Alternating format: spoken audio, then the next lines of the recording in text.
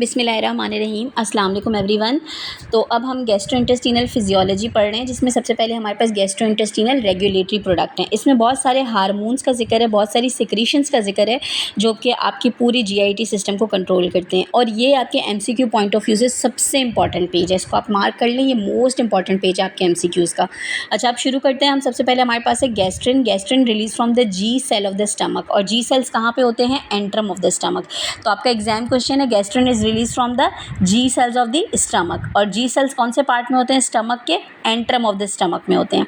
अब क्योंकि ये गैस्ट्रिन है, तो ये स्टमक को स्टिमुलेट करता है। ये स्टमक को क्या करता है? गैस्ट्रिन नाम से जाहिर है ना, गैस्ट्रो से, तो ये स्टमक को स्टिमुलेट करता है। ये क्या करता है? स्टमक में हाइड्रोक्लोरिक एसिड की सिक्रीशंस को बढ़ा देता है। तो इस तरह से स्टमक में HN बढ़ जाते हैं। ये गैस्ट्रिक ग्लूकोजा की ग्रोथ करवाता है, हाइपरट्रोफी करवाता है, ताकि ज़्यादा से ज़्यादा HN या हाइड्रोक्लोरिक एसिड प्रोड्यूस हो। और ये हमारे पास स्टमक की मोटिलिटी को भी इंक्रीज़ करता है। ठीक है। अच्छा, ये हमारे पास रिलीज़ कब होता है? जब हम फूड को इनटेक करते हैं। When food इंटर्स into the stomach, it cause the distension of the stomach. तो जब हमारे पास फूड इंटर होता है स्टमक में और स्टमक की डिस्टेंशन होती है, तो wall of distension of the stomach release the gastrin. दूसरी चीज़ होती है अमाइनो एसिड्स या प्रोटीन्स। प्रोटीन्स जो हमारे फूड में होते हैं, जिसमें अमाइनो एसिड्स हैं, पेप्टाइड्स हैं, ये स्टिमुलेट करते हैं गैस्ट्रिन रिलीज को बाय जीआरपी। इसके अलावा एसिड, अगर पीएच बहुत ज़्यादा कम होती है, एसिड रिलीज हो रहा होता है, तो गैस्ट्रिन ज़्यादा से ज़्यादा रिलीज होता है टू इंक्रीज द मोटिलिटी। ठीक है। अब आपने याद रखना है पहली चीज़ कि अब यहाँ और अच्छा, तो अब इसे क्वेश्चन क्या बनेंगे? Gastrin it is release from the G cells of the stomach and G cells are present in the antrum of the stomach. Gastrin का स्टिमुलस क्या होता है? You need to remember this point कि gastrin की stimulus, main stimulus क्या होता है? Stomach distension, और दूसरा पेप्टाइड्स या अमाइनो एसिड या फिर protein in the stomach can stimulate the gastrin, और दूसरा डिक्रीज पीएच।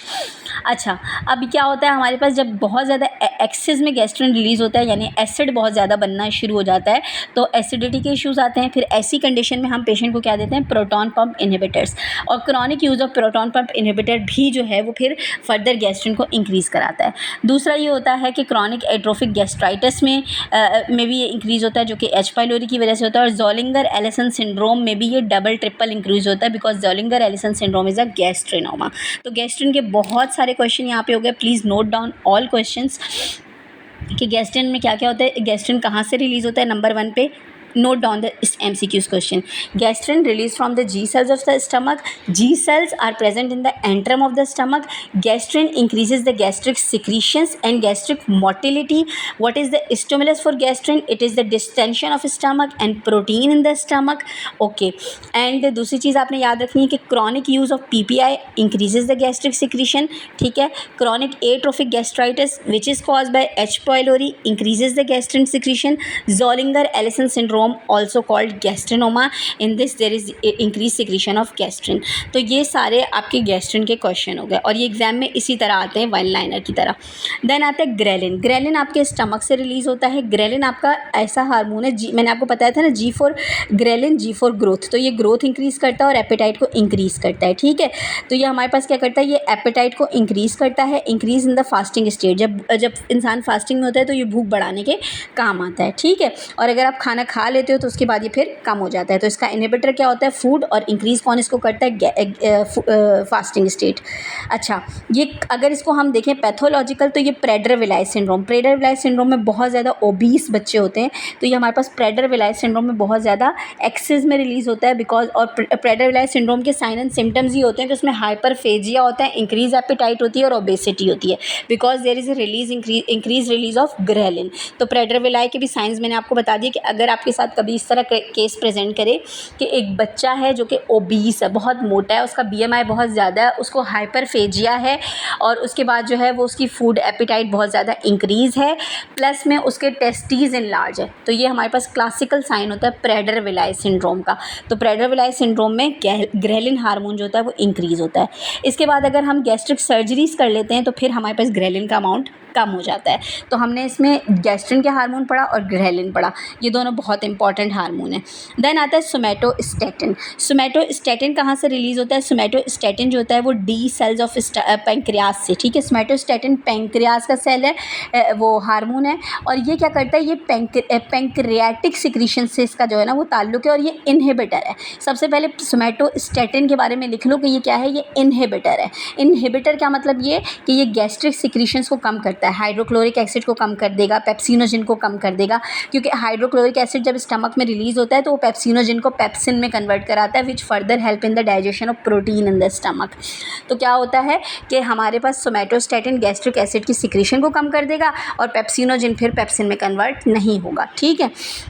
दूसरा, ये पैंक्रियास की सिक्रीशंस को भी कम कर देता है, गॉल ब्लैडर की कॉन्ट्रैक्शन को कम करता है, इंसुलिन और ग्लूकागोन के रिलीज को कम कर देता है। तो ओवरऑल सोमैटोस्टैटिन जो है वो आपका इनहिबिटरी हार्मोन है। क्या है? इनहिबिटरी हार्मोन है। ये इंक्रीज़ कब होता है? जब बॉडी में बहुत ज़्यादा एसिडिटी होती है, स्टमक में बहुत ज़्यादा एसिड होगा तो ये इंक्रीज़ होता है, और डिक्रीज़ कैसे होता है? वेगल स्टिमुलेशन से डिक्रीज़ होता है, ठीक है। अब आपके पास एक क्वेश्चन बहुत ज़्यादा आता है सोमैटोस्टैटिन एनालॉग्स का। तो सोमैटोस्टैटिन एनालॉग्स जो होते हैं वो बेसिकली ऑक्टेरॉइड, वो किस चीज़ की ट्रीटमेंट में यूज़ होते हैं? वो कार्सिनॉइड ट्यूमर की ट्रीटमेंट में यूज़ होते हैं, वीआईपोमा में यूज़ होते हैं, वेरिसेल ब्लीड में यूज़ होते हैं। तो somatostatin basically use to control the problem, मतलब ये इन सब की डिजीज़ के ट्रीटमेंट में यूज़ होता है, ठीक है, क्योंकि ये वेरियस हार्मोन का इनहिबिटर है। तो सोमैटोस्टैटिन के ऊपर बड़ा सा लिख लें कि ये इनहिबिटर है, ये सबको इनहिबिट करता है, ठीक है। और सोमैटोस्टैटिन का एनालॉग फार्मास्यूटिकली में आपने याद रखना है ऑक्टेरॉइड है। Octreotide control the variceal bleeding, octreotides use in the carcinoid tumour, and octreotides use in the VIPoma, ठीक है। देन आता है कॉलीसिस्टोकाइनिन। कॉलीसिस्टोकाइनिन भी आपका कैसा हार्मोन है? आपके स्टमक के लिए इनहिबिटरी है, ठीक है, स्टमक के लिए इनहिबिटरी है, और पैंक्रियास के लिए स्टिमुलेटरी है, ठीक है। हेपेटोबिलियरी सिस्टम के लिए स्टिमुलेटरी है, और आपके स्टमक के लिए इनहिबिटरी है। तो कॉलीसिस्टोकाइनिन बेसिकली रिलीज़ कहाँ से होता है? आई सेल्स ऑफ द ड्यूडेनम से रिलीज़ होता है, पैंक्रियास की सिक्रीशंस को बढ़ा देता है, ठीक है। ये क्या करता है? पैंक्रियाटिक सिक्रीशंस को बढ़ाता है, और कॉली से रिलेटेड है, और कॉली की काइनिन कराता है, यानी एक्टिविटी बढ़ाता है, तो गॉल ब्लैडर कॉन्ट्रैक्शन कराता है, और स्फिंक्टर और डायकीटोन को इंक्रीज स्फिंक्टर और डायटोन, और फिर रिलैक्सेशन कराता है इसकी, ठीक है।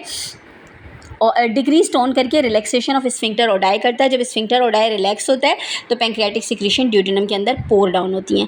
अब क्योंकि इसने स्टिमुलेट किया है हेपेटोबिलियरी सिस्टम को, तो ये इनहिबिट करता है गैस्ट्रिक सिस्टम को, यानी स्टमक को इनहिबिट करेगा और पैंक्रियास को इंक्रीज करेगा। तो इसने गैस्ट्रिक सिक्रीशंस को कम कर दिया है, ठीक है।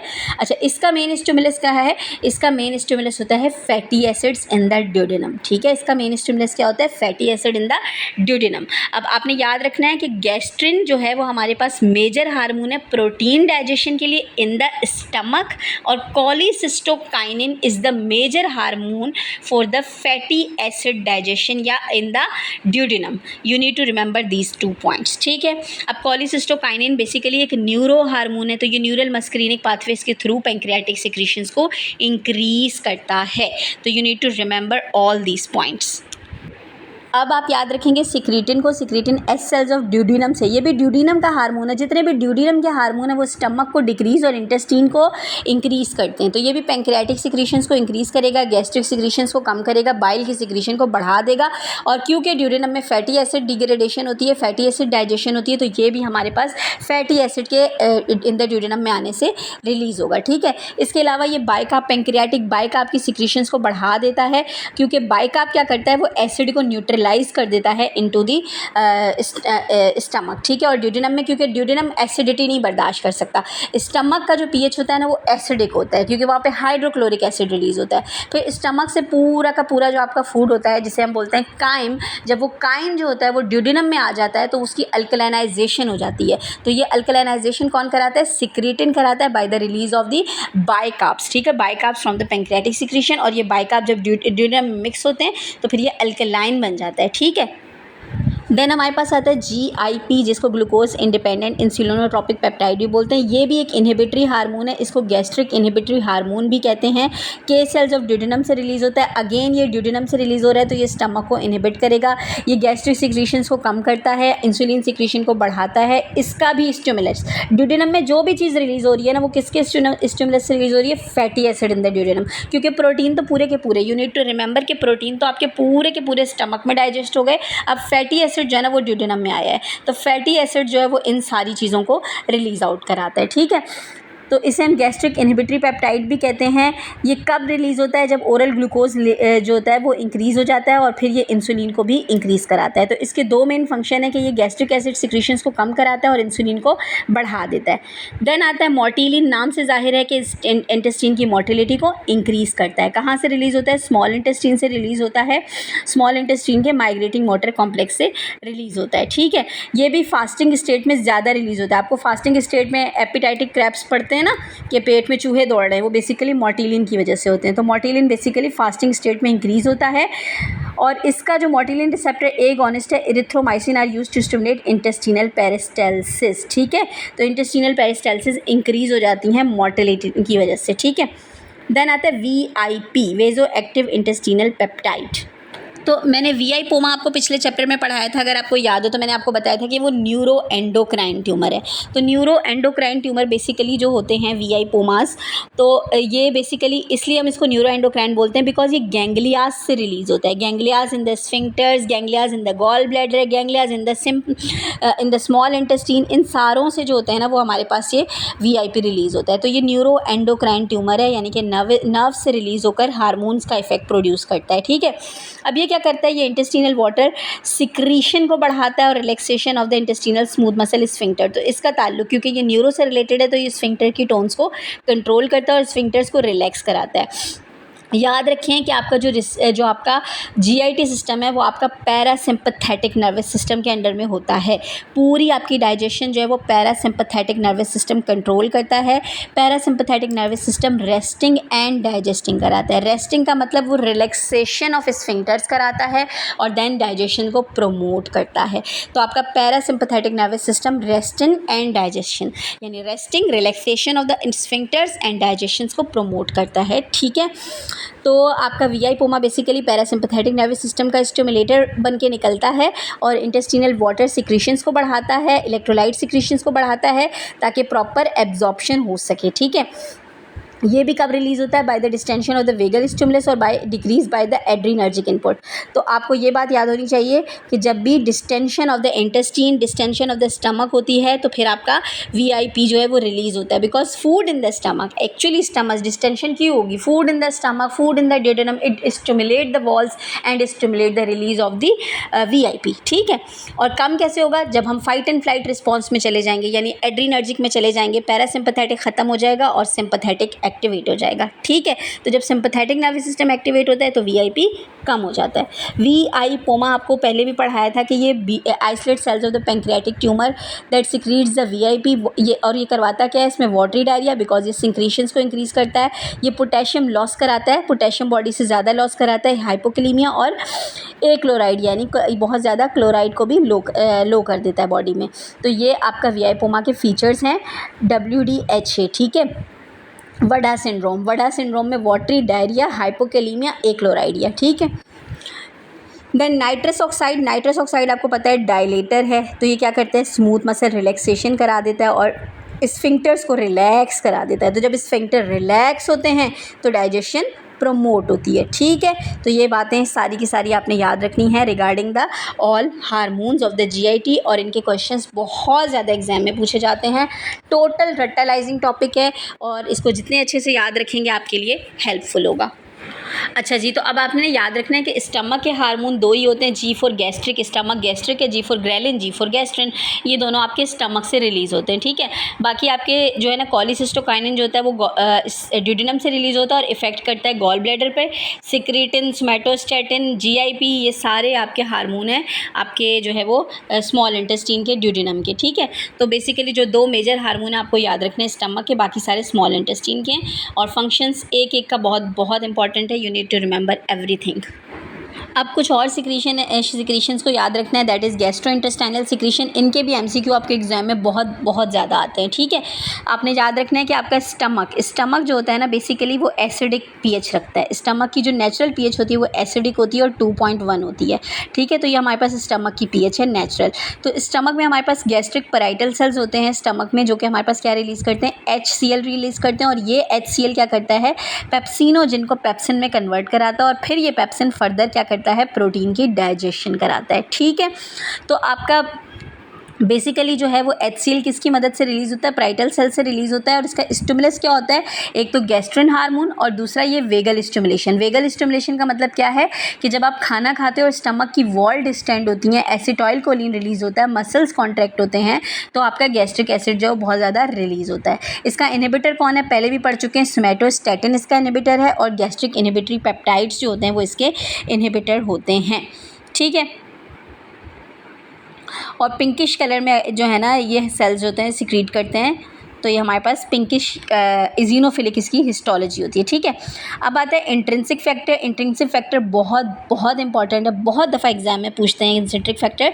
इंट्रिंसिक फैक्टर रिलीज होता है parietal cells of the stomach से और बेसिकली ये क्या करवाता है, vitamin B12 binding with the protein required B12 Uptake in the terminal ileum. तो बेसिकली पैराइटल सेल्स जो होते हैं ना वो इंट्रिंसिक फैक्टर के साथ इंट्रिंसिक फैक्टर जो होता है ना बेसिकली विटामिन B12 की एब्जॉर्प्शन में बहुत बहुत ज़्यादा हेल्प करता है। और विटामिन B12 कहाँ एब्जॉर्ब होता है, टर्मिनल आइलियम में एब्जॉर्ब होता है। ठीक है, विटामिन B12 की एब्जॉर्प्शन किसकी वजह से होती है, विटामिन B12 की एब्जॉर्प्शन इंट्रिंसिक फैक्टर की मदद से होती है। और इंट्रिंसिक फैक्टर जो होता है वो कहाँ से रिलीज होता है, पैराइटल सेल्स ऑफ स्टमक से रिलीज होता है। मोस्ट ऑफ द टाइम ऐसा होता है, बहुत सारी ऑटो इम्यून डिसऑर्डर में आपके पैराइटल सेल्स जो होते हैं वो डिस्ट्रॉय हो जाते हैं। तो पैराइटल सेल्स की डिस्ट्रक्शन से क्या हो जाता है कि जो है वो क्रॉनिक गैस्ट्राइटिस या पर्नीशियस एनीमिया हो जाता है। पर्नीशियस एनीमिया बेसिकली किस वजह से होता है, इंट्रिंसिक फैक्टर। अब आपसे अक्सर क्वेश्चन में पूछा जाता है कि what is the cause of pernicious anaemia, तो इंट्रिंसिक फैक्टर डेफिशिएंसी जो है ना basically the cause of pernicious anaemia. ठीक है, और पर्नीशियस एनीमिया के कंसिक्वेंसेस क्या होते हैं, B12 deficiency in the body. ठीक है, और इसके अलावा auto immune destruction of the parietal cells can also lead to chronic gastritis and pernicious anaemia. ठीक है, तो this are the important point for the intrinsic factor. Intrinsic factor के बहुत बहुत सवाल आते हैं। एक तो ये क्वेश्चन आता है कि रिलीज़ कहाँ से होता है, वो रिलीज़ होता है आपके parietal cells of the stomach से। दूसरा ये करते हैं कि इंट्रिंसिक फैक्टर क्यों ज़रूरी है, intrinsic factor is necessary for the vitamin B12 absorption. Where does vitamin B12 absorb, vitamin B12 absorb in the terminal ileum. ठीक है, फिर आपसे पूछ लेते हैं what is the cause of pernicious anaemia, तो पर्नीशियस एनीमिया का कॉज क्या होता है, इंट्रिंसिक फैक्टर डेफिशिएंसी। आपको ये क्वेश्चन दिया जा सकता है कि एक पेशेंट है जो क्रॉनिकली PPI यूज़ करती है, राइजिक यूज़ करती है और उसको जो है ना वो टिंगलिंग साइंस होते हैं बॉडी में, तो tingling signs are the features of the vitamin B12 deficiency. और क्योंकि वो PPI यूज़ करती है तो क्रॉनिक गैस्ट्राइटिस, तो इसमें भी इंट्रिंसिक फैक्टर डेफिशिएंसी या पर्नीशियस एनीमिया जो होगा वो आपके ऑप्शन में गिवन होगा। ठीक है, देन आता है पेप्सिन। पेप्सिन आपके चीफ सेल्स ऑफ स्टमक से रिलीज़ होता है। पेप्सिन बेसिकली आपके प्रोटीन डाइजेशन में हेल्प करता है। पेप्सिन का भी स्टिमुलस क्या होता है, पेप्सिन बेसिकली पेप्सिनोजिन से कन्वर्ट होता है। पेप्सिनोजिन को पेप्सिन में कौन कन्वर्ट करवाता है, हाइड्रोक्लोरिक एसिड कन्वर्ट कराता है। ठीक है, और पेप्सिन भी इट्स सेल्फ कब रिलीज़ होता है, जब स्टमक डिस्टेंड होता है बाय द वेगल स्टिमुलेशन और बाय द लोकल एसिड्स। फिर आपका आता है बाइकार्ब। बाइकार्ब मैंने आपको बताया कि ये पैंक्रियाज से सिक्रीट होता है, ये पैंक्रियाज से निकल के आता है और ड्यूडेनम के अंदर जाकर ये बेसिकली जो आपका एसिडिक काइम आया था ना स्टमक ने जब प्रोटीन की डाइजेशन की, तो स्टमक के अंदर जो बहुत बहुत सारा एसिड था, तो उसने जो हमारे पास एक फूड का गोलड़ा बनाया उसका नाम था एसिडिक काइम, CHYME काइम। तो ये काइम जो है एसिडिक काइम, जब ये ड्यूडेनम में जाता है तो ड्यूडेनम में बहुत ज़्यादा बाइकार्ब आते हैं और इस एसिड को न्यूट्रलाइज करके अल्कलाइन बना देते हैं, बिकॉज ड्यूडेनम का नेचुरल pH अल्कलाइन होता है, एसिडिक नहीं होता। और अगर बॉडी के सेगमेंट्स का pH मेंटेन ना रहे तो बॉडी का म्यूकोजा डैमेज हो जाता है। So this is the natural mechanism, this is God gifted mechanism कि जब भी एसिडिक काइम ड्यूडेनम में आता है तो पैंक्रियाटिक सिक्रीशंस की मदद से आपका जो है बहुत ज़्यादा बाइकार्ब रिलीज़ होता है। और बाइकार्ब जो है वो basically Brunner's glands of the duodenum से रिलीज़ होता है, पैंक्रियाज से रिलीज़ होता है, स्लैवरी ग्लैंड से रिलीज़ होता है, जो कि अल्कलाइनाइजेशन ऑफ एसिड करा देता है। ठीक है, बाइकार्ब को कौन रेगुलेट करता है, pancreatic and biliary secretion with secretin. और अगर हमारे पास trap in the mucus that cover the gastric epithelium, तो बेसिकली ये गैस्ट्रिक एपिथेलियम्स को प्रोटेक्ट करता है, कवर करता है, ताकि गैस्ट्रिक एपिथेलियम्स का एसिडिक काइम से डैमेज ना हो। तो this is all about the gastrointestinal product secretions. तो हमने स्टमक और इंटेस्टिनल सिक्रीशन को पढ़ा, अब हम पढ़ेंगे पैंक्रियाटिक सिक्रीशंस को। तो पैंक्रियाटिक सिक्रीशन बेसिकली क्या होती हैं, ये आइसोटोनिक होती हैं, लो फ्लो वाली होती हैं, इसमें क्लोराइड हाई होता है और बाइकार्ब जो होता है वो भी हाई होता है। तो बेसिकली आइसोटोनिक मतलब ये जो होती हैं लेस एसिडिक होती हैं। लेस एसिडिक का मतलब ये कि ये थोड़ी अल्कलाइन इन नेचर होती हैं, इसमें हाई बाइकार्ब और हाई क्लोराइड होता है। ठीक है, ये चीज़ आपने याद रखनी है, क्योंकि मैंने आपको बताया कि एसिडिक काइंड जब ड्यूडेनम में आता है तो ड्यूडेनम का पीएच अल्लाह ताला ने थोड़ा अल्कलाइन रखा है, तो बेसिकली अल्कलाइन होने ही की वजह से वो अपना प्रॉपर फंक्शन करेगा। ठीक है, अब पैंक्रियाटिक सिक्रीशन में सबसे पहले alpha amylases and lipases and then proteases आते हैं। अमाइलेज किसको डाइजेस्ट करता है, अमाइलेज बेसिकली स्टार्च डाइजेशन में हेल्प करता है ये, और इसके बाद लाइपेज जो है नाम से जाहिर है लिपिड डाइजेशन में हेल्प करता है। देन प्रोटीएजेस जो होते हैं वो प्रोटीन डाइजेशन में हेल्प करते हैं। ठीक है, अब प्रोटीएजेस में बहुत सारी चीज़ें होती हैं जिसमें trypsin, chymotrypsin, elastase, carboxy peptidase होता है। ठीक है, ये हमारे पास सब प्रो एंजाइम के तौर पर रिलीज़ होते हैं और इनको हम कहते हैं जाइमोजेंस। और जहाँ पे भी जन लगा हुआ होता है ना, GEN जन, तो ये हमारे पास इनएक्टिवेट होते हैं और इनको एक्टिवेट करने के लिए कुछ ना कुछ चाहिए होता है। जैसे पेप्सिनोजिन था तो उसका जिन हटाने के लिए, उसको पेप्सिन बनाने के लिए हमें हाइड्रोक्लोरिक एसिड चाहिए था। इसी तरह हमारे पास ट्रिप्सिनोजिन होता है, तो ट्रिप्सिनोजिन को एक्टिवेट कराने के लिए हमारे पास एंटेरोकाइनेज एंजाइम होता है या एंटेरोपेप्टाइडेज एंजाइम होता है, जो कि उसको फिर ट्रिप्सिन में हेल्प करता है और ये फिर ट्रिप्सिन फर्दर जो है हमारे पास कार्बोहाइड्रेट की डाइजेशन में हेल्प करता है। सही है, तो you need to remember all things कि हमारे पास जो है अमाइलेज स्टार्च की डाइजेशन में हेल्प होता है, लाइपेज हमारे पास लिपिड की डाइजेशन में हेल्प करता है और ये हमारे पास ऑलरेडी एक्टिव फॉर्म में रिलीज़ होते हैं।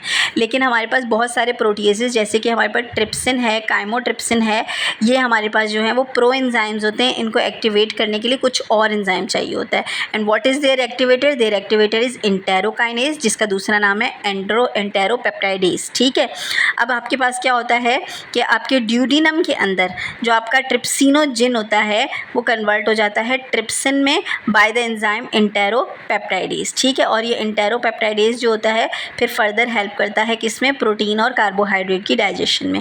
तो अब तक आपने ये सीखा कि आपका जितना का जितना प्रोटीन है ना वो सारा का सारा डाइजेस्ट होता है कहाँ पे, स्टमक में।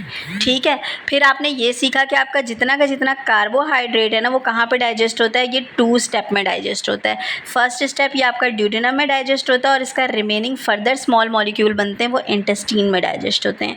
फिर आपके जितने भी फैट्स हैं ना, फैट्स आपके मेजरली डाइजेस्ट हो जाते हैं किसमें, ड्यूडेनम में डाइजेस्ट हो जाते हैं। ठीक है, और आपके स्टमक में प्रोटीन डाइजेस्ट हो रहे थे by the hydrochloric acid and by the pepsin.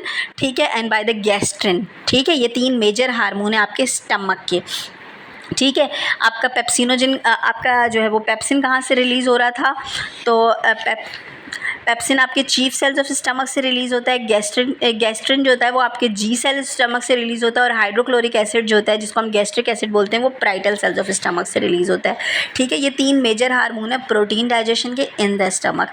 फिर आपने बात की आपके ड्यूडेनम के अंदर, तो ड्यूडेनम के अंदर आपके फैटी एसिड की एब्जॉर्प्शन होती है और फैटी एसिड की एब्जॉर्प्शन डाइजेशन होती है। डाइजेशन कौन कराता है फैटी एसिड की, लाइपेजेस, पैंक्रियाटिक लाइपेजेस जो होते हैं वो इसकी डाइजेशन कराते हैं, पैंक्रियास से रिलीज़ होते हैं और डाइजेशन यहाँ पे कराते हैं। ठीक है, इसके अलावा ड्यूडेनम में क्या होता है कि आपका फूड जो होता है वो एसिडिक काइम से अल्कलाइन काइल में कन्वर्ट हो जाता है। ठीक है, तो एसिड से अल्कलाइन में कन्वर्ट होने के लिए बाइकार्ब सिक्रीशंस चाहिए होती हैं जो कि हमारे पास ऑल्सो कहाँ से आती हैं, आपके पैंक्रियास से आती हैं। ठीक है, आपको फैट डिग्रेडेशन के लिए बाइल की ज़रूरत थी। बाइल कहाँ से आता है, आपके गॉल ब्लैडर से आता है और गॉल ब्लैडर से कौन भेजता है, कॉन्ट्रैक्शन ऑफ गॉल ब्लैडर कौन कराता है, कॉलिसिस्टोकाइनिन कराता है। ठीक है, उसके बाद जो है आपके कार्बोहाइड्रेट की डाइजेशन होगी, तो कार्बोहाइड्रेट की डाइजेशन अल्फा अमाइलेजेस से होती है। अल्फा अमाइलेजेस आपके ओरल कैविटी में भी होता है और आपके ड्यूडेनम में भी होता है। ड्यूडेनम में कहाँ से आता है, तो ड्यूडेनम में आपके ये आता है पैंक्रियास से और ओरल कैविटी में आपके आता है बेसिकली सलाइवरी ग्लैंड से। Salivary gland basically maltase and amylase release करते हैं। ठीक है, for the digestion of the carbohydrate in the mouth. तो amylases, maltases for the carbohydrate, pepsinogen, gastric acids and the gastrin, they are for the the protein digestion, lipases for the lipid digestion, bile for the lipid digestion, bile is released by the cholecystokinin, ठीक है। इसके तो ये हमारे सारे हो गए थे स्टिमुलेटरी हार्मोन। देन हमारे इनहिबिटरी हार्मोन कौन कौन से थे? इनहिबिटरी हार्मोन आपका सोमैटोस्टैटिन है, आपका GIP है, आपका आपका VIP जो है वो न्यूरोनल एक्टिवेशन कराता है, ठीक है। You need to remember all these major points regarding the secretions and the hormonal control of the GIT।